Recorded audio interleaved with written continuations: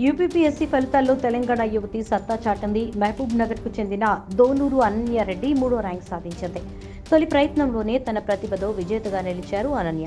Civils 2023 ఫలితాల్లో all India స్థాయిలో సత్తా చాటి ర్యాంకులు సాధించిన తెలుగు అభ్యర్థులకు తెలంగాణ సీఎం రేవంత్ రెడ్డి అభినందనలు తెలిపారు. ఇక ఈ రోజు దోనూరి అనన్యారెడ్డి సీఎం రేవంత్ రెడ్డిని కలిశారు. జూబ్లీహిల్స్ లోని సీఎం నివాసానికి అనన్య తన కుటుంబంతో వెళ్లి ఆయన్ని కలిశారు.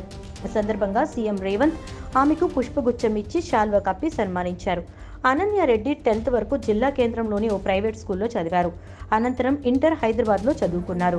ఇంటర్ మొదలుపెట్టిన దగ్గర నుంచే ఐఏఎస్ వైపు అడుగులు వేయటం మొదలుపెట్టారు.